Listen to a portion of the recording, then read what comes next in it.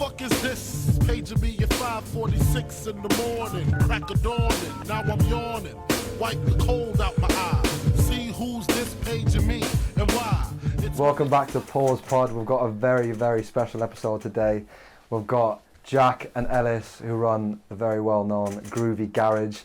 Guys, thank you for coming on. How are you? Yeah, good, thank you, man. Yeah, thank you for having us. It's a pleasure to be here. Mate, the pleasure's mine. I want to first off by saying that I first met you guys in Leeds, in Trinity, when you were doing your pop-up store in Urban Outfitters. Yeah. And instantly, like from what I can see from the business that you guys, you run, the one thing that's very obvious is how personal your whole business is. Like, you're the face of the business, and you make it very much, you are the forefront of everything, and it makes it stand out a lot. Like, you guys were so supportive of me in the first couple of minutes that I met. But I just want to start off by saying I appreciate all the love that you've given us. All the time, man. That's really good to hear. We always say, like, everything starts somewhere. Do you know what I mean? Like, we started with literally just like rails of clothes in our sister's bedroom and stuff. Do you know what I mean? Like, everything has to start somewhere. So the fact that you're doing your thing, because all we do is we just do us every day, and that's why I've made it so personal and stuff, because we just do us, and it's what we enjoy, and like we have a little bit of passion for it rather than just selling clothes. Like, it means a lot. Oh yeah, it's very personal, bro. Like, yeah, and you can see that, like, from the first impression, it's so noticeable from a mile off, and that I think makes you stand out from so many places, because there are so many places that do vintage clothing, reselling streetwear, but like, there's no guys that quite do it like you. Oh, thank you. So before we get into all of those details, how do you guys know each other? We went to school together. Yeah, we know each other from school, to be fair. We've known each other since we were probably 8 or 9 years old. Yeah. We played in the same football teams and stuff as well, like around where we live and things like that. We actually had beef. Yeah. I'd probably say him. Yeah, I think so. I'm not ashamed to admit it, innit? You know what I mean? Like, I'm not ashamed to admit it. Yeah. Do you know what I mean? But yeah, we in primary school didn't actually get on with each other. And then we went to secondary school, didn't we? And then but he was thinking about too many birds in primary school and that. Do you know what I mean? Like, start early, man. Mates before dates and that. When you were that, you know what I mean? He was dicking about with all these girls and that. Do you know what I mean? Thinking he's kingpin. I wasn't a dickhead. No, player, popcorn player. But we know each other from school, man. It's been a journey, and it's probably about 15 years we kind of know each other now, maybe a little bit longer. But I wouldn't change it for the world. And here we are. Business partners, best friends, and I don't know, allies. Allies, living the dream. Just like I say, we just do us, man. Live the dream, chase it. One day, who knows, might be millionaires. One day, might not even have a pound to spend. You never know. But we lived and enjoyed it, man. Yeah. We're through a good time, mate. Not a long time. Yeah. So how did you end up becoming business partners? Obviously, I can imagine you guys have had an interest in fashion for a very long time. Where did your interest from fashions come from initially? And when did you first realise, this might be where we're going? Yeah. I think initial inspirations. I'll start this bit. You said about the. You do your thing, man. We've had this question before. We've had this question a few times. Yeah. So basically, I think, like, in terms of the initial, like, fashion and coming away from mainstream fashion and shopping at Officers Club and Urban and like Top Man and stuff like that, we started to get into the scene through inspirations on, like, social media. Yeah. So people in London, there was a massive, there still is now, but a massive, like, influx of early 2000s, late 90s fashion coming back, and that was obviously through people like Wavy Garms, Duke's Cupboard, and essentially, like, later on, that being like Corrupt FM, that show coming in, and that connection with the whole scene was just like we both just sort of fell in love with it, and it was like a big era for everyone sort of changing to kind of vintage, but a cool area of vintage, and like we had a little bit of an obsession with like Polo Sport at the time. Started like buying and selling that, just like little bits on Depop. And how long ago was this? So this was literally, we were like 17. 16, 17. I used to work at Next, I'd spend all my money on stuff like that. It's rough, man. But like Ellis said, like, we just like to wear things that kind of, were influenced by other people, and things that we like to watch on the TV and enjoy and sort of see on Instagram and all these things. We sort of picked it up from there, and then it was just about kind of being a little bit different as well at the same time. Like, we come from sort of a small town where everyone kind of, wears similar things, or, like the similar latest trend in that, and it was kind of just a way to navigate to maybe another trend of thing, like, it's a chance for us to get down London, like, do you know what I mean? Like, we can go to London, go to like Wavy Garms, go to like Holden's Arcade, go these places and spend our like 30 quid, 40 quid that we had to spend, buy like a polo sport film or something that no one had ever seen before, and but it was Ralph Lauren. Like it's like, oh mate, your top's sick. Oh thanks, man. Like, do you know what I mean? Like, and like it meant a lot to us as young kids, and I think that's like shown throughout obviously what we've done and like the love that we have for it. It's obviously helped us like get to this point. Yeah, definitely. And we appreciate what everyone's done for us and what the clothes have done for us. It's more than just clothes. Like yeah, for sure. Like I said, it's very personal. So was there a point, so obviously you said you were working at Next, was there a point where you were just working a normal job and you kind of got fed up with that routine? Like, do you know what? Like, what was the first thing you can remember that made you click? Do you know what? Fuck anything else. We're gonna go full blown Groovy Garage. Well, yeah. Well, I mean, me personally, I was having a bit of a shitter, wasn't I? Yeah. Basically, I like. Long story short, I went to uni. I actually did policing at uni. Policing at uni, yeah. I was going to be a copper.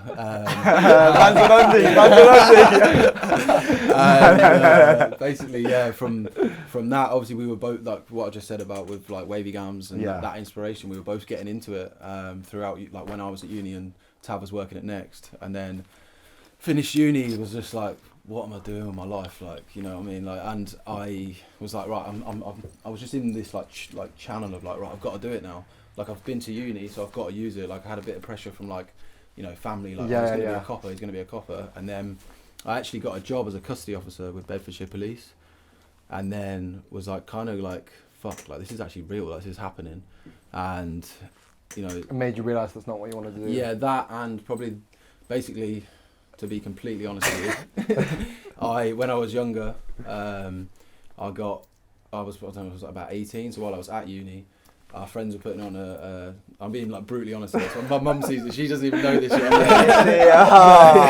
But basically, I got a caution for like doing a few naughty things, and basically got a caution. It obviously stayed with me, and then I had the job but failed the CRB check, and obviously. But now looking back, it's probably the best thing that's ever happened to me. For sure. Because then obviously, me and Tav were going backwards and forwards with like Loving Garms, and then we obviously went to London, didn't we? So like we started the business literally just on we went to Notting Hill Carnival one day and just saw everybody wearing like all like these just like, well, I suppose like wavy garms, like groovy garms, whatever you want to call it, sort of thing. People just having a good time and enjoying themselves and dress like how they want to dress, like nobody judging. Do you know what I mean? Because like at Carnival, you can wear what you want. Do you know what I mean? Like people are, I don't know, doing handstands naked in the street or something. Do you know what I mean? They're loving a bit of themselves. And I can imagine coming from like a little village as well. Everyone was like, we were like, there's no real like expression. There's no real anything that's different. This is nuts. So like we were like, maybe we should just like, you know, start like trying to sell clothes and that and stuff. And like I say, I was working at a clothes shop at the time. And then I left, and then we just carried on sort of doing it together, like buying here and there, just like from little places, car boot sales, charity shops, just doing all this stuff, just messaging each other saying, yo, like, look what I found today, this is nuts, like mad. And then I started working at an estate agent's, and I enjoyed it, it was actually all right, but I always used to like go like viewings in that year, and I'd always think like, sell garms, not gaffs. Like, that would just go through my head like all the time, sell garms, not gaffs, sell garms. Not gas. And like I just one day like I'd had enough, and I was just like, do you know what, like I'm gonna leave and just basically try and sell clothes. Like it's what I want to do, it's what I love. El was in a sticky situation if he was living in London. So this is like during the business. This is, we have the business already. Yeah. But we're both just part-time business, full-time work. And the thing is like if you have like you know, like a hobby, or if you have like a little side hustle, or if you have anything like that and you have a full-time job on the side, it is near on impossible to commit to both. It is. Do you know what I mean? Like getting home late from work, having a long, rough day at work. Like the last thing you want to do is get home, take photos, edit photos on your computer, which takes time, and do all of this. Like you're knackered. Do you know what I mean? And the same with Elle. Like it's taking about an hour to get home from work and that. You're knackered. Like, do you know what I mean? You don't want to do that. And especially, I can imagine the financial side of things. Like, it's a big risk to go all out to try and go into business. If you've got to have the balls to just, you know, make that first effort. You know what? We're just going to go all out for it because that's what you wanted to do. Yeah, and it kind of like went. So I basically quit my job and then just started selling full time. We were doing well. Were you selling off of Depop? Sorry. Just Depop. Depop. We were doing like pop-up shops. Depop pop-up shops. Yeah, like Elle would be like. There was one actually. It was in Leeds. It was the one that I remember we were driving back. We borrowed my stepdad's van. Yeah. And we were driving back, and Tav looked at me and was like, "Mate, you've got to leave London. Like, you just got to come, and you've got to come full time." And like from that moment on, it was like, right, okay. In the back of my head, like from then, that was February 2019 or 2020, whenever we went into lockdown. Yeah. 2020, I think. And then it was just ticking, and then we went into lockdown, and that was it, wasn't it? Yeah, and then literally like that's what I mean. Like, El would book days off work of his normal job in London to then meet up, and then we would like do the pop-ups together, so on. And then after we'd done we'd done a little bit of money in Leeds because it was a busy one. Like, so where was it in Leeds? A student union. Yeah, the student Beckett, union. Leeds yeah. Beckett. Yeah. That's the university I was enrolled at. Yeah, sick. And we did that, and then it's just kind of we were driving home in the van. I'm pretty sure we got something to eat in that, and I was like, El, you need to quit. Just like, felt this like the turning point. This like, you know what I mean? Look how much, like, look, not being funny in that, but like, look how much we've made. Like, you know, we could do this. Like, this is on. Like, if we want to do this, like, this is on. This is our chance. Like, let's do it. Like, and then El obviously had a big decision to make in that, and obviously he made the right decision. He's sitting next to me, so. You know what I mean? Was it a tough decision to make? Like, I can imagine if you were saying your family were all like, well, that time I wasn't. So basically, in the midst of that, obviously I didn't go down the police route. Which was a good thing in the end. But basically, I just moved to London because I didn't know I just needed to get out. So I moved to London. I worked in retail. I actually worked for Ted Baker, and then I worked my way up into management. So it was me leaving that, not leaving the police. Yeah. Do you think, obviously, with you working at Ted Baker and you working at Next, working in fashion retail, do you reckon there was some stuff that you took from those jobs into 1,000,000%? Yeah, 1,000,000%. Like, 100%. Like, we can't. The experience that we gained just working in like them kind of jobs, even though like we look back at it and crack like jokes about like how much we hated it and stuff, like, do you know what I mean? But like El has taken things from Ted Baker that like I mean, he's taken his experience in some things I wouldn't have a clue. Well, because Ted Baker and Next are very different brands. And it helped a lot, like because it was I got into management. You know, I was managing on Regent Street. You know, the shop is turning over like 40, 50, 60 grand a week. Like, it's just crazy money. Like, so you do learn a lot. So yeah, that's definitely, and I imagine like Next and like everything like that, it all rolls into one. Yeah, definitely. Yeah, it's made us stronger, like completely as a business, and obviously as like business partners and things like that. It's made us go in the right direction and just kind of know what's right and what's wrong and how things should be done. So big up Ted Baker. Big up Ted Baker and Next.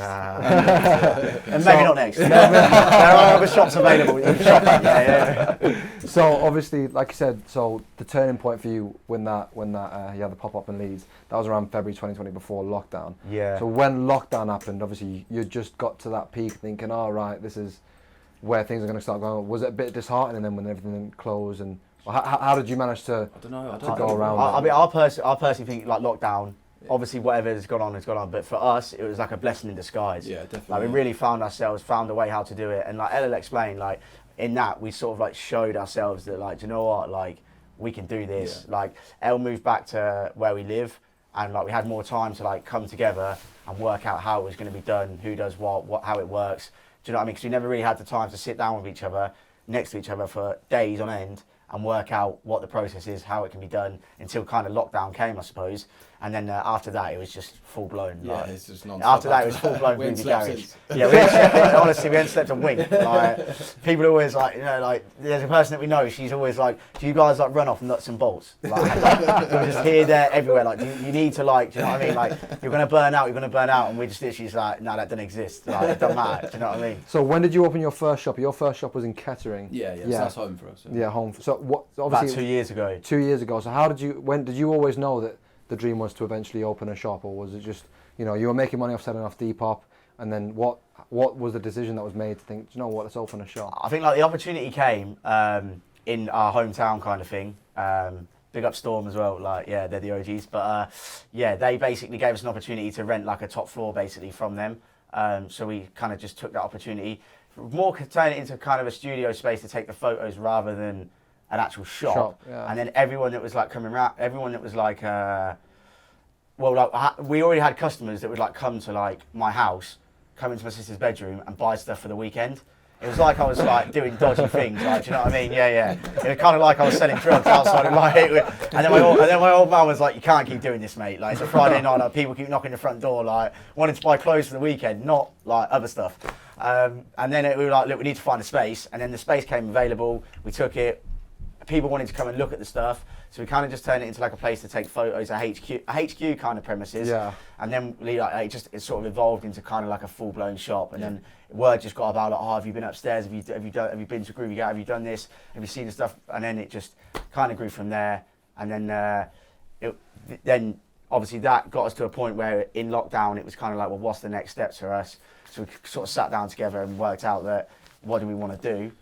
Did you have to close the shop? Where do we want? Yeah. We had to close the shop for a while, for quite a long time. We had to close the shop for a little while, but you know, we did our bit to try and carry on. We were just doing basically online, weekly web drops. And weekly web drops. A few backdoor jobs and stuff. Yeah. Appointment only. And then we just sort of like sat down, and then obviously Elle kind of like was quite a big influence towards me and stuff of like, look, we could open here, like I've been here with my like parents and stuff, like this could really work, like. So were you kind of on the emphasis of opening up in Cambridge?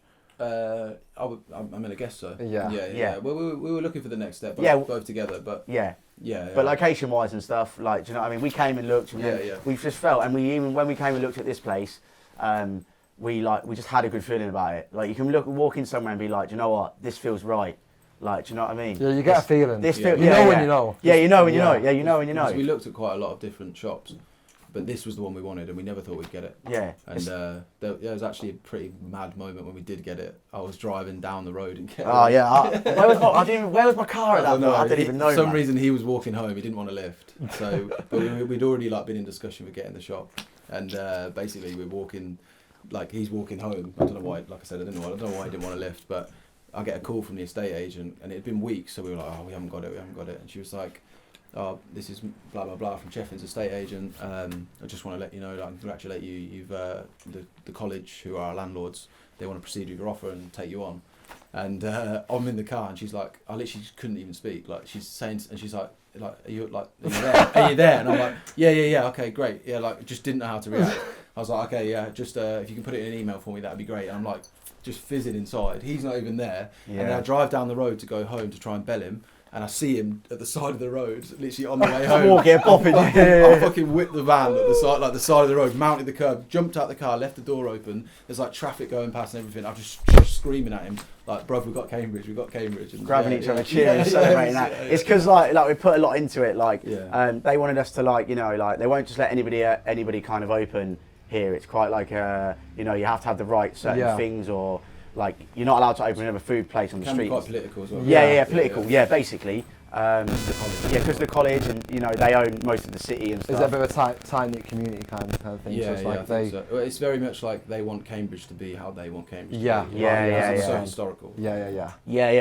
Like, you can't come here and start opening, like, you know what I mean? How long was it? It wouldn't be allowed. Like, it wouldn't be. Like, that's what we tried first. Yeah. That was the idea, but you know what I mean? Out the back of that, but they wouldn't have it. So, sometimes at the parties and that. How long was the process then? It was long. We literally sat in Elis's kitchen. That's where normally the business meetings take place. Yeah.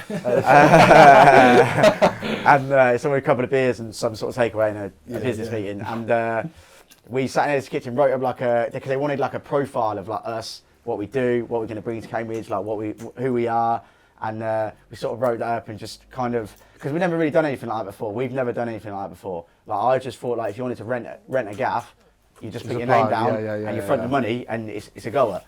And so they basically it's probably November to February. I reckon. Like the time span of actually finding out. That's all right. I mean, obviously, I can imagine if you were so, you know, decided that was the one that you wanted to go on. Were you kind of just like putting all one eggs into one basket, or were you looking for any other options? Or were you just like, you know what, I want this one? We wanted this one. We looked at others, but like I said to you, it just felt right. Do you know what I mean? Like, when you meet a woman, you turn up in that. It is though. When you meet a woman, you turn up, for like a first date, you're just like, do you know what? You're actually sound. This actually feels alright. I actually could get along with you for a serious amount of time as well. This might not go tits up. And then it was like that. And obviously, like that. This is our baby, really. Yeah, man. And we love her. Yeah, mate, it's a cool shop, bro. I'll be honest. Man. Like, mate, honestly, the way everything's set up is just, you know, I know as soon as you walk in, it's just, you know, you're in a cool place. We want it to feel magical. Yeah. Thank you. Yeah, that's what you said about the size earlier. Like, I always said, it's the perfect size. I feel like if you go too big, like a depart, well, you know, a really big, you lose the magic, you lose the feel. Like, we come back to Wavy Gums, like they just literally had a tiny little shop. Yeah, man. But like we always said to ourselves, like, you walk in here, and you just said it as well. You walk in here, and like there's something magical about it. Like, you just feel like it's a cool place. Like, you just feel like, oh, this is actually like a really cool shop. Like, and it's your brand identity, really. Yeah, That's it means a what lot that you would say that. It means a lot, sure, because this is the first time you've been here. Do you know what I mean? We know you, but yeah, and I'm not saying that just because I'm just here, but I do think it is a fucking cool shop. And like I said, like the whole how personal you make things are, mate. That definitely makes you stand up, like stand out, even not stand up. How do you go about making decisions? Like how do you go about, you know, finding creative things? I like the way that you involved a lot of students. So you do your student nights in there, you offer student discounts. Is there a process of thinking, oh, what can we do that's different to, you know, gain people to I think come in? all the time, like, we have new ideas. Like, some are obviously great ideas, and some are crazy. Some get pushed under the ground. Yeah, some are like just be quiet. You know what I mean? Like one of them ones. Laugh anyway. Yeah. But you know what I mean? Any idea is a good idea around for here. sure. But, I mean, I think a lot of it, like, you know, in simplistic terms, like, it does sort of come from that whole background of being within retail before. Yeah. You just tailor it to being a bit cooler. For sure. Yeah. I think, and then obviously the crazier ideas, like when we fucking drive to Italy or drive to fucking Holland or whatever, like they're obviously a little bit obscure. But they're cool though. Yeah, stand out.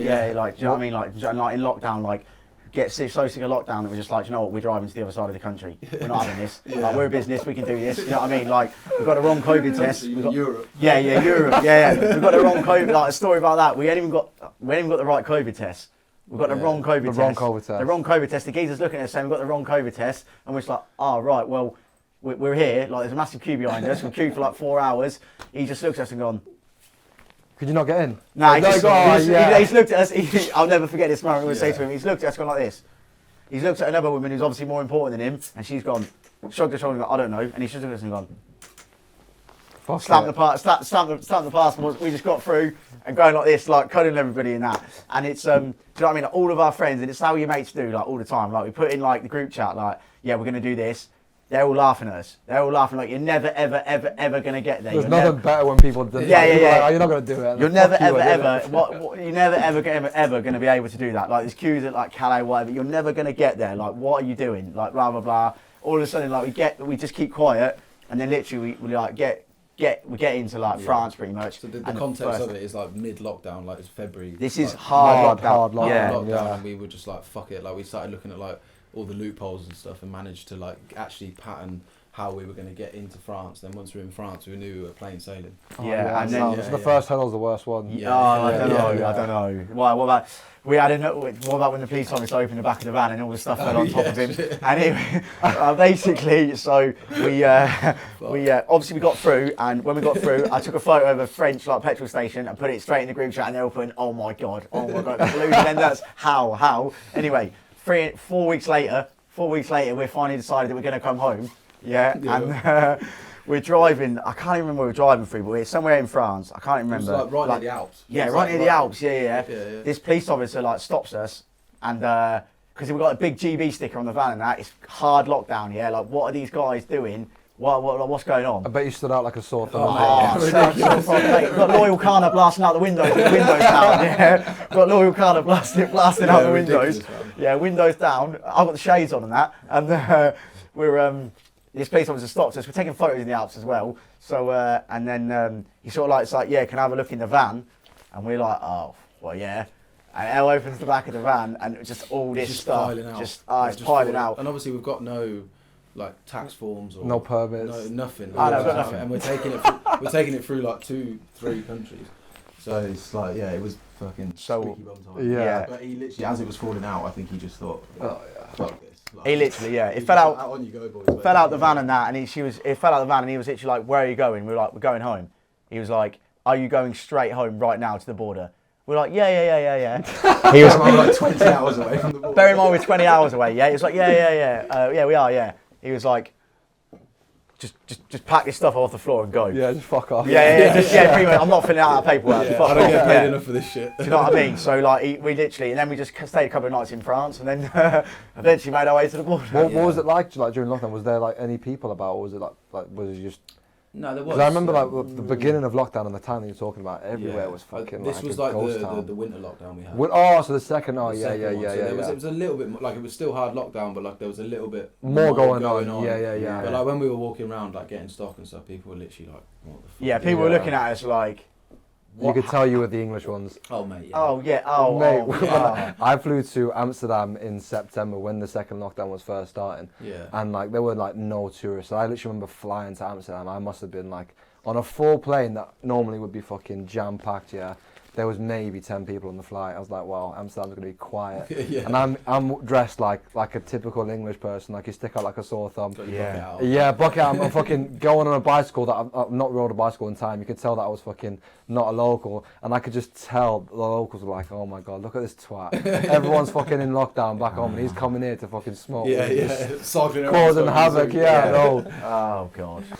Right, so how did you guys come up with the name Groovy Garage? What was the thought process? Well, again, this happened in El's kitchen again. The meeting HQ, the office, Kitchen chat. The office, mate. I think we just, basically, we were just writing names down in that, and like, my brother, shout out Neil Tav, legend. He was, him and his mates used to, there was my house where we live, used to be famous because like, my brother like kind of, where we in the town and that, because my brother converted the garage, into a place where like everyone's going to come and just like smoke weed and blaze. Yeah. Right, and my old man is just, he's on a different planet, so Is he's he older cool than with you or it. younger than you? Well, my brother is older than me, Yeah. So anyway, so he started the garage, and it was called the Ganji Garage, right, I used to go out and be like, oh, infamous, mate. and your brother the one with the garage? I'd be like, yeah, he's like, yeah, I've been in your garage before, everybody's been in the garage, right? Anyone that speaks to me now is like, oh, I've been in your garage before. I'd be like, all right, yeah, cool. And then we'd just be sitting there like writing names down and that, and instead of Ganji Garage, obviously, because we, well, we can't sell weed, so we basically came up with Groovy Garage, because obviously the garms are, wavy, groovy, and like we were selling different things and stuff.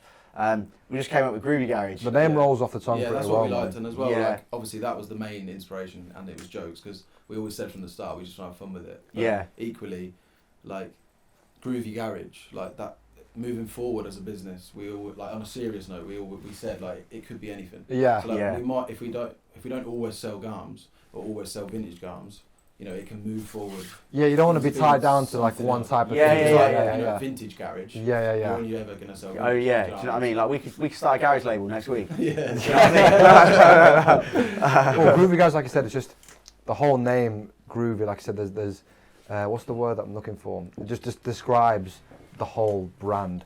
It's a groovy brand. Like I said, and it doesn't label you as doing only one type of thing. Like that, you just know when you come here, it's going to be groovy. Yeah, that's man. the whole point. Like, and then it does, like, you see people walk past the shop, and this is always like a sick moment when you just sat there. It's been a quiet day, and someone walks past the shop, and they're like, "Oh, Groovy Garage." Well, yeah, because there's nothing like this around here, is there? Like we only had a little drive-through, so it probably makes it stand out even more. Yeah. You were saying there's loads of students around here. Yeah. Like people are just like, oh, Groovy Garage. Yeah. So, mate, well, it stands out. Yeah. So, and then we use like GG and stuff like that, and then like you hear people walk past the shop, go, "Oh, Groovy Garage. Oh, that's a cool name." Oh yeah. Which is sick. It's unreal feeling. Yeah. And like that's what I mean. Like on a dating app the other week, some bird messaged me saying, "Groovy Garage, what a name." I was like, yo! You gotta make sure you plug your Groovy Garage. She can have a reply. And yeah, like literally the name is like, and the way we came up with it and stuff, and then our friend, this is like our friend who's good at drawing, basically like, we were like, "Can you draw us a logo?" And he was like, "Yeah, for a bottle of body." Done. You know what I mean? So we gave him a bottle of Glenn's vodka, and we met him at the pub 2 weeks later. He was like, he didn't tell him, it just said like what we kind of wanted, like, and he was like, yeah, I'll just do my thing, like, it's like, yeah, cool. Met him 2 weeks later at the pub with his bottle of vodka, and he just gave us a piece of paper, and that was it. And that was it. And we still have that, mate, exactly fresh, that, and we still have that the exact drawing like hung up, like in a frame and that. Like we'll never ever like. It's just in the exact drawing is just still in a frame. We kept that, and he literally. Who's your mate? Give him a shout out. Oh yeah. Travis Clayton. He actually owns a shop as well. Yeah. He owns Illicit Skate, which is a big Kettering like skate shop. Yeah. Skate big shop. skate scene in Kettering. So He's killing it also. Yeah. Big up. Yeah. He used to work at Morrison's with him. That's how we know him. Yeah. That's how we know him. Man. Yeah. But that's how we know him, and he drew the logo for us, and we've stuck with it ever since. It's a cool logo, bro. No, thank you. And it's just sort of been our identity, as well as obviously us and everything that goes on, and we've stuck with it. And Tab's actually down for life. I Have am you got down for tattoos? life, man. Yeah. Oh, go on, lad. You've got that Carhartt. I've got the bench. Yeah, I saw the bench. bench. I've You've got got the the bench. tattoo. Yeah, Groovy Leg, man. The bench comes everywhere. Amsterdam, the bench. This is a lighter T-shirt that we did, and then this is the front of the shop out there. Oh my God. Yeah. So it's just one of them ones, like, do you know what I mean? It's you know, Down for life. it's down for life, Yeah. branded, whatever you want to call it, like. So obviously there are loads of people that sell on Depop or resell streetwear and vintage wear. How difficult of a task is it to source items to get into your shop? Like what? Obviously, I know there's a secret to it. And you don't want to spill the secret. I understand that. But what's the thought process? Is it all sourced in the UK, or do you go outside of the UK? Like, and how hard is it to source? You're gonna start one then? I'm gonna take everything you want to start my own shop. Yeah, obviously without going into detail. No, of course not. Yeah. To be honest, it's probably, if you started one now, it's probably a lot easier than it ever was when we started. Really?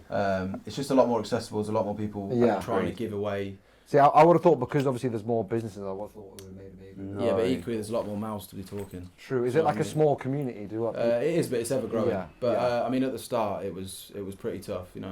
Like we were getting pretty horse shit. Weren't we? Yeah. You know what I mean? We were selling your dad's old garb. You know what I mean? Like, the thing in the wardrobe your dad hadn't worn for years. We were selling that. But we you were got to making start it work. somewhere. You got to start somewhere. We're making it work, and that's good marketing. And then like El said, I think now it has become more and more accessible, easier to do with the likes of social media and all these things. And like you said, people obviously, if somebody is telling you something, how to do something, then you're going to get a lot of views, you're going to get a lot of attraction, interactions, because you're kind of, giving people information, and knowledge is kind of power. Yeah. So in this game, unfortunately. Yeah, unfortunately, that's just the way it is, and that means that we have to work 10 times harder, in my opinion, to make sure that what we get and what we sell and how we find the things is better, because all these things on these rails, they don't just mysteriously end up on these rails. It's all hard work. Some of these things, it's the hardest part. We've done crazy things to get these here. Yeah, man. What's the craziest thing that you could tell? I mean, we've haggled in the back of vans. It's sort of we don't know this person. They've taken us in a car. Just deep in the depths, depths of a European different country. And big language barriers. You're just on the back of some geezer's moped that doesn't speak English. You've got to He's trust taking him. you somewhere that you don't know where you're going. Because he's taking you where he wants to take you because he knows you're going to spend a bit of money. He's taking you there to show you what he's got, basically. And crazy shit goes on. Man. Massive. I can imagine it's a mad experience. Massive language barriers. And equally on the flip side of that, the way they do business out in Europe is different, second to none, man. Yeah. The English could take a lot of lessons from how they do it. It's very very family orientated. Is it? Yeah. Not as much as how much you spend. It's how many times you go, how much they respect you. So basically, just the loyalty. Yeah, man. Yeah. I think that plays a massive part in this game, and you can wave as much cash as you want at people. And like you said, in this world, in kind of England and stuff, that works. Do you know what I mean? In other things, that works. If you've got the money, you've got a bank. Do you know what I mean? But different cultures, I presume. In other things, in other industries, in other countries, and that's not always the best way to go about it. No, it's a lot of respect. But it's just some of the stories, and it doesn't mysteriously end up on this rail. But that's the beauty of it, and that's what we love the most. Do you know what I mean? That is the part where I've sold it for 50 quid, made however much on it. But I can't even explain how this even ended up in my hands. It's crazy. I can imagine as well that you get such a good feeling out of people coming in and buying something that you've probably spent so much time, even if it's just one item, and then it goes to someone that appreciates it so much. That's the best reward. Mate, there's nothing better. Especially where it's come from, how far you travel to get it. Yeah, and I feel we enjoy seeing it as well, and that's the best part of having a shop. You can sell to people, and then the person has had such a great experience or whatever, as then come back, and 9 times out of 10, 8 times out of 10, they'll come back in that clothing that they bought from you. Do you know what I mean? Because it's just a nice feeling, it's nice to see it, and it feels good to, like, it feels even better to wear it. Do you know what I mean? Because, oh, I got it from these guys, so I'm going to turn up in it. It literally happened earlier. Like, some guy came in the shop earlier, and I'd met him, I sold him the jeans, but then Tav complimented him on his jacket, and he was like, oh yeah, do you like my trousers? And then, but obviously he was saying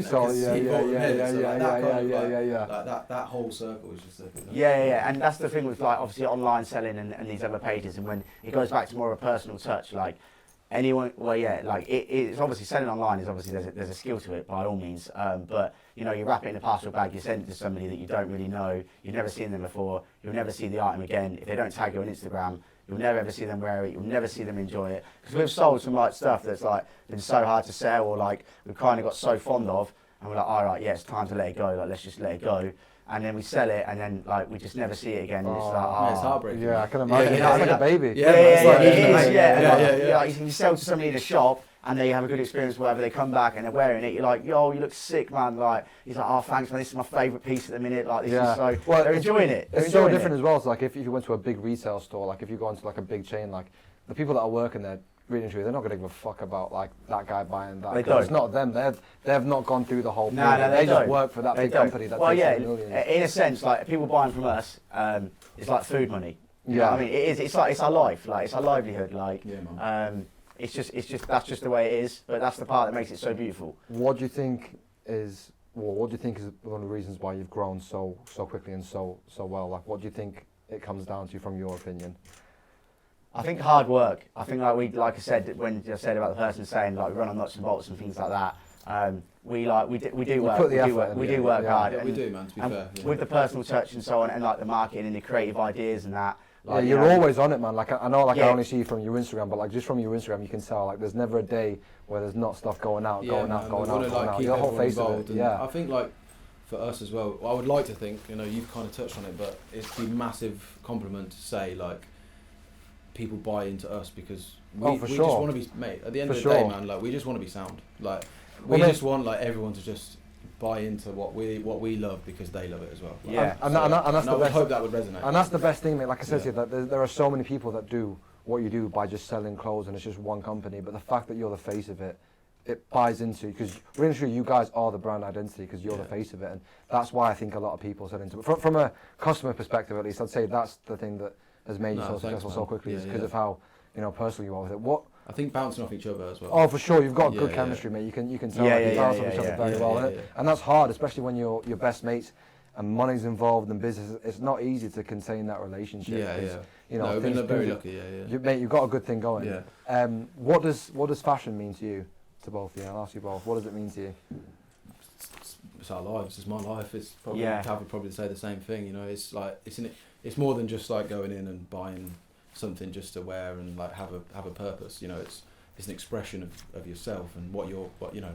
It's an art form. You know what I mean? It is an art form. 100%. Absolutely, man. It's complete passion. I agree with that. Like it's a way to express yourself, and so I mean, like for me and probably for Elis at times, like fashion is kind of like not saved me, but like fashion and this what we have and just all like clothes have helped me like come over like sad or bad times. Do you know what I mean? I've been through like bad times and stuff. Everybody has. Absolutely. But like this is like where like, you know, this is kind of like you can switch like, off. And I find peace here. Yeah. Like, I find peace in clothes. 1,000%. Like we find peace in clothes. Important. And that is it. Like it means so much that like we can find a level of like we can have some terrible news in that, but then we have a great week in the shop, or like we find something that's like amazing or whatever. Like, you can take your mind off it completely. I mean, that's amazing to know that. Yeah. Because mate, mental health is it's an epidemic really. That's like the one thing that, you know, we've had coronavirus and people said, oh yeah, the real pandemic is mental health. Yeah. And the fact that people, no matter what you do, whether that's football, whether that's podcast, whether that's clothes shop, as long as you find that thing that, you know, lets you zone off and lets you just forget about any bullshit that's gone on, and you can just, you know, find yourself and enjoy it. That's the most important thing, and the 100%. Fact that you're even open enough to talk about that. Yeah, definitely. I think over like, I'd say like, if you don't mind me saying, like Tav probably a year ago was going through a real shit time, and this probably helped him through it. Equally, myself 6 months ago, same sort of thing, and it helped us go through it. Yeah, definitely. Just knuckling down. Knuckling it down, like having something to work on and stuff. And in lockdown as well, like you say, like without this in lockdown, we probably would have just sat at home, Do you know what I mean? Sat at home, just twiddled our thumbs, just, you know, Getting like... stupidly fucked Trying all the to time. do shitty workout videos. Trying to get whammed in my bedroom, like, you know what I mean? Baking loads of cakes, or, you know what I mean? But yeah, literally, like, that's what I mean. Like, we find peace, like, with the clothes and stuff, and it's a mad thing, because they are just, like, you know, objects and that, but to us... Yeah, it means a lot. Yeah, and it means so much, and I'm glad that other people from outside of that can see and we express that, and that's where the marketing and things like that come from. Yeah. So talk to me about how you've had your pop-ups. So have you got a deal with Urban Outfitters? We've got a really good relationship. Yeah. Got a good relationship, and I'm assuming that's obviously helped you guys grow as well, because you've managed to be dotted around the whole UK. That's how I met you guys. Yeah, obviously. exactly. Yeah. What's been the best part about doing your pop-ups in Urban Outfitters? I think essentially like growing the brand in multiple cities, traveling. Like on a business side, there's probably a business side and a pleasure side. Yeah. You know what I mean? Business side, it's been, I would say that. Yeah, definitely. And then like, so growing the brand, you know, we still get people who we've met in like the furthest of north that we've been, which is probably Manchester or Leeds, who will like still message us now buying stuff from the shop that we put on the story. Yeah. So like growing the brand and stuff like that, because you never know where we're going to take it. And then obviously let's get on the road with your best mate. Oh yeah. We're in the van. We're away for like weeks at a time. We're just living. You're still using your stepdad's van? No, we've got a van now. Yeah. We've got a caddy, which is that's a right. nice little whip. But, like I said, growing the brand. Like this week in the shop, like a guy came to like a catering store. Like catering is like where we live and from. It's a place that nobody's ever heard of. Like there's honestly, like put it this way, I've never seen a town where a Costa Coffee is closing down. Costa Coffee, is closing in Kettering, right. But seriously, like, do you know what I mean? Have you ever seen a shop? You know what I mean? Like Costa does not close down. They're like the busiest things. Made the coffee shops are closing down as well. You know what I mean? And we're still standing. Basically, like, it is so true though. And like the other day, a guy's come into the shop yesterday. A guy's come. He met us in Birmingham at Urban Outfitters. He's come from Birmingham. He works at Selwood. He's come all the way. He's like, I've been dying to come to the catering shop. Been dying to come. He's like, I've never even heard of catering before this place. I was like. Mad. I'll be honest, I would have never known a catering if it was. Why would you? Why would you? Why would you? Like, honestly. But it is home, like, we've got to say. Like, it's home. Yeah, it made us. And, do you know what I mean? And, like, we love it there. And basically, that's what I mean. This guy's come all the way from Birmingham. He's been dying to come to the shop for ages. And he's come to Kettering. It's about an hour and a half drive, that is. Like, spent some money, had an amazing experience in the shop in Kettering. And now he wants to come to the Cambridge shop. But we just met him in Birmingham Urban Outfitters. If we weren't there, we never would have met this guy. We never would have, you know what I mean? We never would have had the opportunity to even like meet this guy. And do you know what I mean? When you go to all these places, you meet people that like kind of enjoy the same things as you. Because, do you know what I mean? Like share interests. Like you, share interests. Because if you only live in like a small place, there isn't hundreds of people that share the same interests as you. Everyone likes different things. And the fact you can go to a place and then they come, then you get chatting. It's like, oh, what's your Instagram? And because of social media and how powerful it is and how, you know, the way it is in the world and how close you are to it, you can literally meet this person and the next thing you know, chatting to them. Yeah, you know what I mean? Crazy, mate. Yeah. Crazy. So it's like, it's so chat great. Shit gets you so far. Yeah, it does. Yeah. Waffling on. And then, I've had a Magnum. and then, obviously the pleasure side of it, we've met some unbelievable people, just going through the urbans and stuff.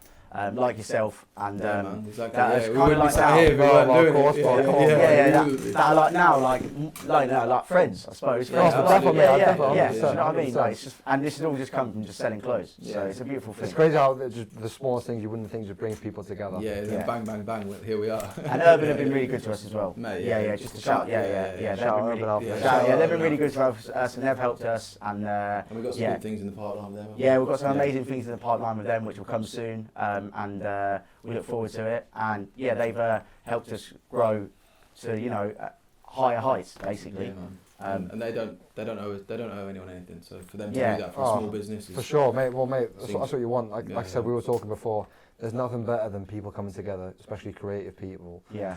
Clothes shop, podcasts, videographers, people that are all growing up together, because in different ways we all help each other. Definitely. And that's the best thing about linking up with creative people, like us, man. like-minded individuals. Yeah. You're on different things. For sure. You're on the same wavelength, which is and it's a compliment, when like another person thinks like, oh, what you're doing is, quite good. Yeah. You know what I mean, we share buying into what you're doing. Exactly. We share different passions, but we can respect what you're doing. Because it's not easy. We know you're it's buying not easy. into it. Yeah, because like we've come on the podcast, you've come here, we kind of bought into each other's kind of what we're up to. You know what I mean? Like we respect it and stuff. And the same with like Urban and people like that who are bigger companies. They can obviously see that, you know, it's moving in the right direction. Like we respect what these guys are doing, and we like it. So I wanna know about your Amsterdam trip, boys. So you obviously, I can imagine that was a pretty big thing for you guys just to have a pop-up store in Amsterdam, just for the business side of things. So talk me through it. So what made you want to go to Amsterdam, and how did it all fold out? Well, I think again we were just looking for the next thing, weren't we? Yeah. I mean, the thing is, we're always looking for the next thing. Do you know what I mean? Like the minute you think you cracked it, you're going backwards. Quite my old man there. But basically, we were just looking for the next thing. Like, do you know what I mean? Like we obviously had the two shops. We've done this, done that, done Urban, things like that. And we just thought, you know what? Like one thing we've never done is like take it to another country. Like we felt at the time, and we feel now, you know, that we could probably take this to another country or do something. You know, you want to do something that nobody else is doing. So like when you're saying about the personal things and touched on that, like nobody else really does that. Not many other people really, you know, really sell themselves as well as the brand and the clothes. You want to do things that like the other people aren't doing. So makes yourself stand out. We just thought, you know what, like let's do it. Let's take a jump. Like, you know, it's probably going to cost a lot of money to do. It's probably going to do this. We might not even break even, but we'll have a fun time.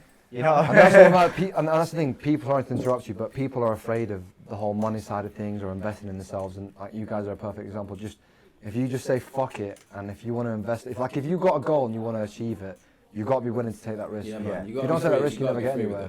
Like we never thought we'd be able to take the brand to another country and sell our stuff and sell our product and have people enjoy it. And when we went there, do you know what I mean? Like I said, we met people that we never ever would have met before, experienced things that we never would have experienced before, and we've managed to make an after movie out of it. I think by the time this will be out, it will be out. So we'll talk about Groovy Garage TV. You know, we hope everyone enjoys it. It's kind of funny, and the actual experience itself, I think it was a dream come true for all of us. Like, it was just really surreal. Do you know what I mean? How long were you selling? How long did you have the pop-up store for? Was it a few days, but you were there for like a week? No, the week was the pop-up. So you had the week for the pop-up? We had 3 or 4 days afterwards just to, you know, relax and... You were relaxing. Come on, it's a crazy place. It's a crazy place. Just, it's a crazy place. Put our feet up in the Full of normal stuff. You know what I mean? It's a crazy place. Like, do you know what I mean? Obviously, you sell the clothes for a week and then you just spend all the profits. You know what I mean? But shit. It's sorry. It was just one of them, and it was just it was such a surreal experience, I think. And like we had the van out there, like our friends came out there and met us for a couple of days, and again we just did us in another country, and it felt so good, felt so right. And I think on the bucket list to say that, like, you know, we did it in Amsterdam, and people were talking about it. So, I mean, not just like us, but people back home. Like we got in the local newspaper. Oh, that's sick. Yeah, we got on the radio. We got on the local radio. We got in the local newspaper. Like people's parents were like, "Oh my god!" Like, what? And I was in the gym the other day, and like the guy was this guy who like obviously comes to the shop and that, or follows the page or whatever. Like, come up to me, he was like, "Oh, you're going on tour soon? You're going on tour again? And you're going to another country soon?" I was like, "What do you mean?" He was like, "Well, you done Amsterdam. Where are you going next?" I was like, "You know, mate." Like, you know what I mean? So like everyone's just kind of like bought into it, and it's cool to see that though. People buying into what you're doing. And we met some great people, and again, followers, interactions, doing things that other people don't do. Like, you know what I mean? To build the way social media is. You don't just need to build a big following in the UK. You don't just need to build fans or, you know, like customers and, you know, interactions and followers in one place. The way social media works and how close you can be to it, you can build a following in another country. And that's what we that's the beauty of the days that we live in. Like if you think even 10 years ago, like it wasn't even like that now, but because of the way things are expanding, so fortunate to be in the generation that we are with how social media is, and you know, especially for a business, I can imagine it's even better. We'd be almost nothing without it. Do you know what I mean? Just, not so much now, but as a builder, absolutely. So, go on. It was a beautiful moment. I can imagine. It was a dream come true. And it was fun, and we had fun, and we drank a lot. And being, I can imagine it was more than just having a bit of drinks. You know what I mean? Yeah. My nan might watch this. Just drinks. So that will obviously lay in perfectly to you vlog the whole experience, and by the time this will be out, you'll have the first episode of Groovy Garage TV coming out. So talk to us about, you know, what was the idea of Groovy Garage TV and what do you want to come out of it? I think I'll let Steven Spielberg take it. I'll take the lead. I mean, obviously, essentially, it's kind of come from an inspiration from seeing other things. You know, like we have inspiration from PAQ on YouTube, inspiration from Corrupt FM, and like obviously being involved in that kind of like culture, it was something that we've always wanted to do. And like there's also round 2 in America that obviously they've nailed it down to a T. Yeah. And basically when we went to Amsterdam, we were like, we have to film this. And I remember Hugo from Corrupt, he was like, you boys need to like film stuff when you go away. And it was like just that, like, oh yeah, fuck it, like let's do it. And I can even imagine, sorry to interrupt you, No, like no. even if you're not gonna, you know, put it out there, that's just like cool Yeah, for us, for you. when You we're know older what I as mean? well. Yeah, for sure, yeah. Yeah, we said that. Like, yeah. And then basically, yeah, we just went there. It's rawly us, like it is just raw us, me, Tav, and Scott, he works with us. Shout out Scott. Yeah, shout out Scott. shout Yeah, absolutely. He's the boy, man. He's the boy. He's carrying us as well. Yeah, he's killing it. Yeah. So yeah, basically, it's rawly us 3, and it is rawly Groovy Garage, and essentially we wanted to express that to people that are interested in the brand and interested in what we do, and just show them a little bit of like an inside back of house kind of thing. So we videoed the whole thing. The whole thing. Yeah. Pretty much, yeah. Obviously a few things couldn't make the cut. But basically, Private home. The SD card went out back. So basically, yeah, we just went from there, and then that kind of sparked, I guess, a passion and interest into something that we'd never dealt with before. You know, like we've come back and just kind of got into, you know, wanting to learn. You know, come back and we bought a course on you know, videography and editing, and trying to get into that side of things. You know, so just learning, like always wanting to learn that side of it, but also do it for the brand and do it because we love the clothes. And basically now, the love for what we did in Amsterdam has kind of pushed us into wanting to have we had an idea of meeting creatives within the community, so collectors, sellers, wholesalers, basically meeting them and letting other people who are interested in it see that, because there's not really anyone doing it at the moment. Oh, for sure. That's, I mean, there's no insight to the behind the scenes, the whole process of it. So I'm assuming you're going to be carrying on this Groovy Garage TV. How, like, what are your plans for this year? What do you want to come from that? Well, I think we've just filmed on last Sunday with Theo Nasser, and he was basically he is a huge Machino collector, arguably probably the biggest Machino collector in the UK. He's got everything. Literally everything. It's incredible. He's a really, really cool guy, really sick guy, and he's been very influential within the wavy garms come up and the wavy garms scene. And I think meeting him and meeting someone that, you know, we've looked up to when we weren't we weren't Groovy Garage. You know, we followed him for a long time, and meeting people like that, it's a surreal moment. And like, I think, like we touched on it earlier, like, you know, you're asking questions of like kind of like what we do and the back of house stuff, but this is kind of allowing people to see what it's see into it in a way of like of passion, more than giving away answers, but in passion. And again, and that just adds into the whole, you know, the personal side of things. You're literally showing not every part of the process, but you're showing enough of the process to be like, you know, we are as enthusiasts of what you guys do, and we're investing into you guys. We're investing into, you know, what it takes to be in the scene and all the stuff that goes on behind. Obviously, again, not all the stuff, but a good rough estimation of, you know, the hard work and the intricacies that, you know, people might not see as a face-to-face if they just come into the shop. And it's cool that you guys are highlighting that, because again, I'm not saying that because you're just here, but there's no one, like, I don't know anyone that's doing that right now. So you're definitely tapping into a niche market. And we're meeting like amazing people. So people that, you know, we've looked up to for a long time and stuff. And like when we were on the train, we were like, this is so sick. Like, and it's like you say, the Film Amsterdam has brought on a new hobby, as well as a sort of a new venture. And a new venture for us. Right. See, I was wondering, would you guys ever get to a point where you, like, as a business, you style people, or like you do some sort of, you know, fashion events where, you know, you got like maybe not runways and stuff, but like where you look for people when you get to a point where you're like, do you know what, I'd like to style, because obviously you put outfits and stuff on your page, and the outfits are sick. So I was wondering if that was everything that ever interested you. Yeah, it's something we have done. Yes, we've done it a little bit in the past.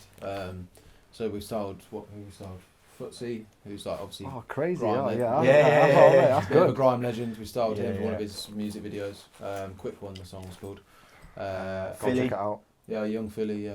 Oh, that's fucking sick, bro. That was a mad one. That was at Summer House as well. When he just that was a bit crazy when we were like, that was like we were just at some like random like really nice house in London, South London, South London, and yeah, they asked us to come down and like style and that, and we're like, yeah, that's fine. So we went down, and then all of a sudden, like, we just got rocked up, we're standing in his house, like, with the clothes and stuff, people are trying stuff on, then a knock at the door, and then, like, Philly's walked in with, like, his boys and that, and they're just, like, having a couple of drinks and that, and then everyone's just chatting and that, and we're just filming in this house for, like, a good couple of, like, hours, and I'm pretty sure, like, whose house it was like a guy, and then his parents were like upstairs. Yeah, and they were upstairs Dad sitting in the was bedroom. upstairs, Yeah, yeah, sitting in the crazy, bedroom or something. Like, yeah, it was like we'd been asked to do it, but then it turned into a little bit of a party beforehand. Like everyone was. Oh yeah. And was like, he was so sound. He like came around to every single person in the room. Oh, that's fucking wild. Yeah. Like, he seems like a good guy. Yeah, good guy. Asked who we were, what we were there for. So yeah, like him and the girl, like we just like styled them in the clothes that we brought, and then we were like obviously given a bit of a scope of what was going on. Yeah. It was like a song for a guy called Javan, who's a really sick artist who we've like worked with a little bit. So it was him, and then he had Philly on the song. So that's where the connection came from. That's pretty mad. So we've done them, and then do you know Izzy Gibbs? Izzy Gibbs, the name rings a bell. I'll be honest, I'm not going to say that I know. Grime artist, Yeah, he's from yeah. Northampton. We haven't exactly styled him, but like he has come down to the shop Got some and stuff. just got stuff. Yeah. Said like this would be good for this and that, and he's worn it in music videos. Yeah, he's worn it in videos and stuff like that. Yeah. And then, the most recent one was a local girl. She's like an up and coming alternative pop singer. I think I might have seen that on your story. Yeah. She's just local from here, but she pretty much walked in, and she's obviously local from here. She knows about the shop, and What's her she's been name? here before. Gabby. Her name's Gabby. Sure. Her name's Gabby. Glad he remembers.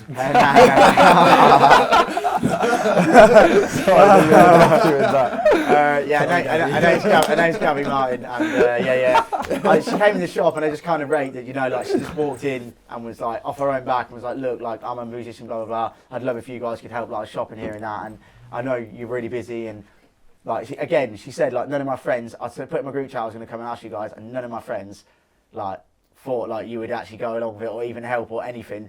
And I was thinking, like, sitting there, and she was talking to me, and went in, she was like, none of my friends and that would would think that this was going to pay off. And I was like, do you know what, like, yeah, Fuck why yeah. not? I'll help you. What time do you need to be there? When do she's like, you need to be in London, blah blah blah. I was like, yeah, that's cool, we'll be there. We'll do clothes and that. Got her to come down, styled her a little bit, found out what she wanted. She wanted a football hooligan concept. Like, we're absolutely all over that. So just dressed her in Ellis clothes on a match day, mate. On a Saturday morning, out the villa. And that was basically it. And it was really good. Yeah, it was fun. It was good. But I think like future-wise, 100%. Yeah. I think both of us like would love to get into. Would love to do that. Yeah. Who would be like? Have you got any names that, like, any people that you potentially want to style? Surely you've got a couple of names. If you could have. Right, I'll ask this both. If you could have two people each that you'd want to style, who would it be? That's a tricky one, because it would also be like the fact of like obviously like you know, like we're talking anyone. Meeting them, you know what I mean, as well. Like, do you know what I mean? I think Drake's got to be one of them. Obviously. Skepta.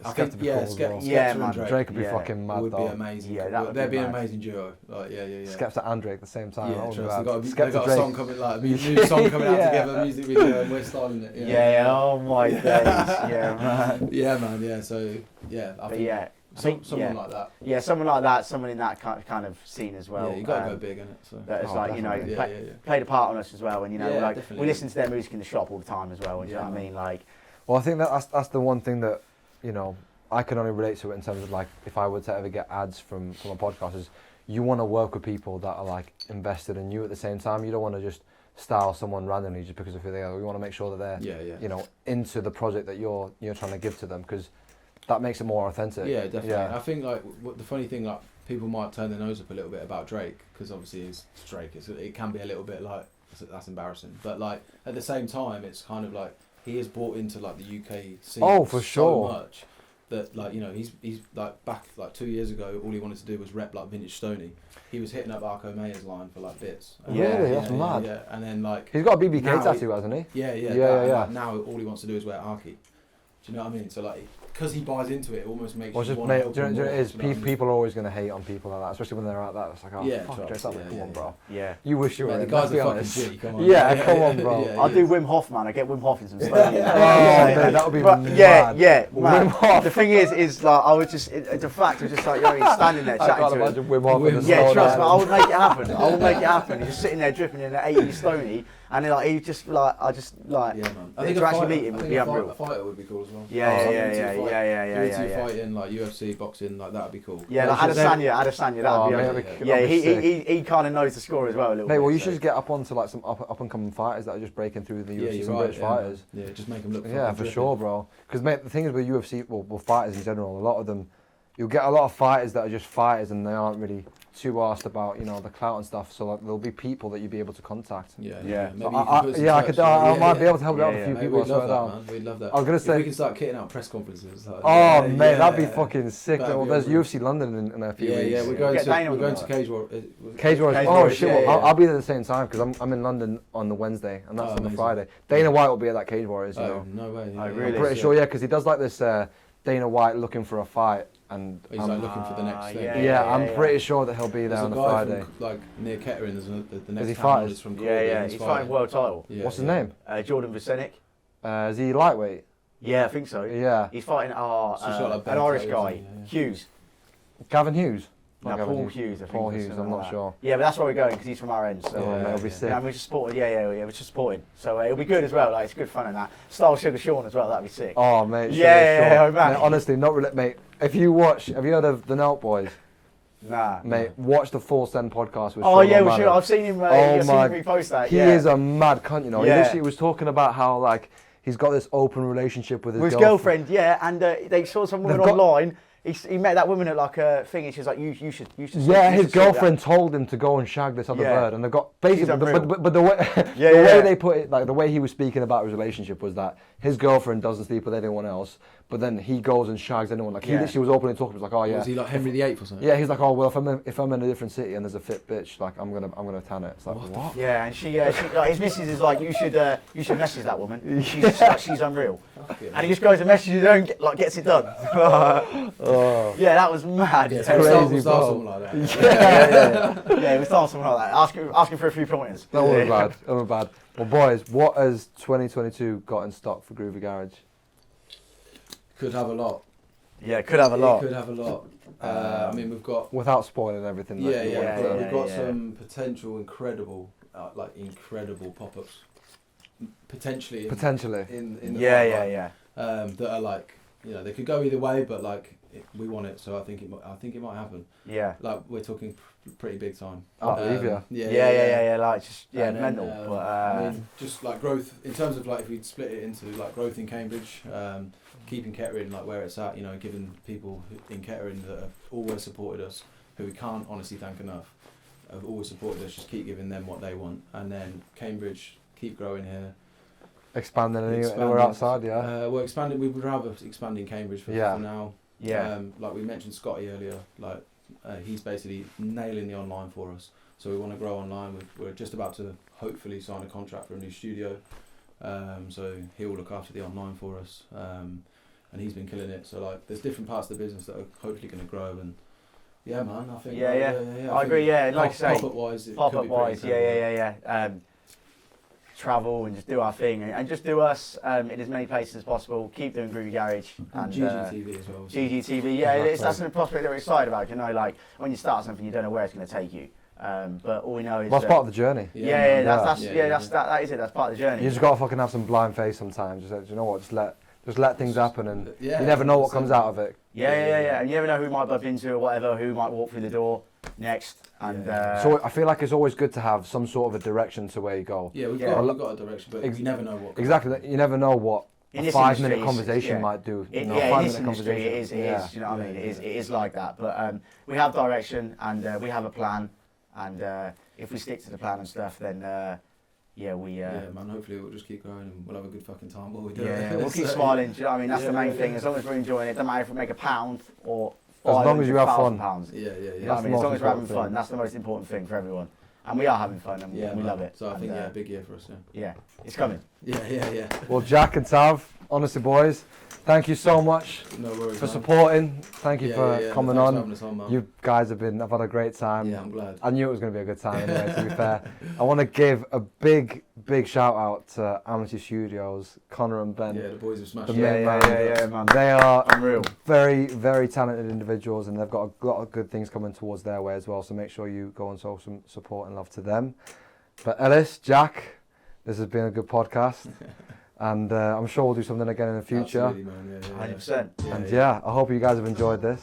And that's really a wrap, guys. Big up. All the best. All the best.